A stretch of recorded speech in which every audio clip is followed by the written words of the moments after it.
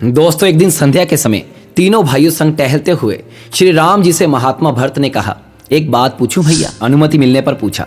माता कैकेयी ने आपको वनवास दिलाने के लिए मंथरा के साथ मिलकर जो षड्यंत्र किया था, क्या वो राजद्रोह नहीं था?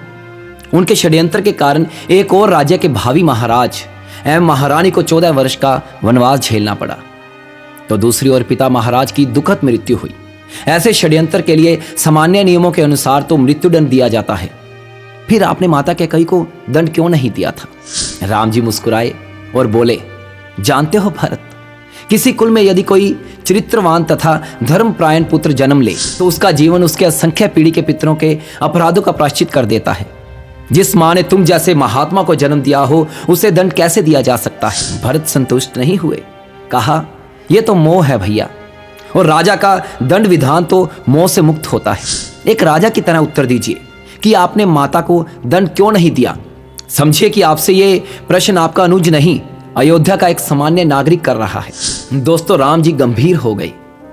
कुछ क्षण के मौन के पश्चात कहने लगे, अपने सगे संबंधियों के किसी अपराध पर कोई दंड ना देना ही इस सृष्टि का कठोरतम दंड है भाई। माता कैकेयी ने अपनी एक भूल का बड़ा कठोर दंड भोगा है।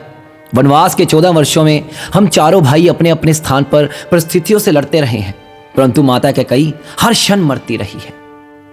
अपनी एक भूल के कारण उन्होंने अपना पति खोया, अपने 4 बेटे खोए, अपना समस्त सुख खोया, फिर भी वे उस अपराध बोध से कभी मुक्त ना हो सकी।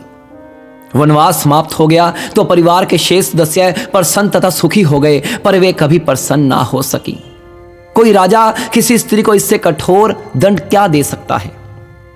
मैं तो सदैव ये सोचकर ही दुखी हो जाता हूं कि मेरे कारण ही मेरी माता को इतना कठोर दंड भोगना पड़ा।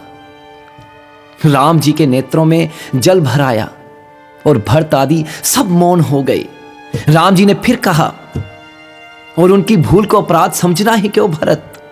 यदि मेरा वनवास न हुआ होता तो संसार भरत तथा लक्ष्मण जैसे भाइयों के अतुल्य प्रेम को कैसे देख पाता?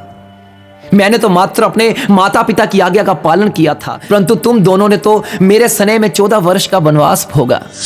वनवास ना होता तो संसार ये कैसे सीख पाता कि भाइयों का संबंध क्या होता है? भरत के प्रश्न मौन हो गए और वे बड़े प्यार से राम जी से लिपट कर रोने लगे। बोलो जय श्री राम। सो दोस्तों, ये थी आज की कहानी। अगली बार फिर मिलूंगा एक नई कहानी के साथ। तब तक के लिए सलाम जिंदगी।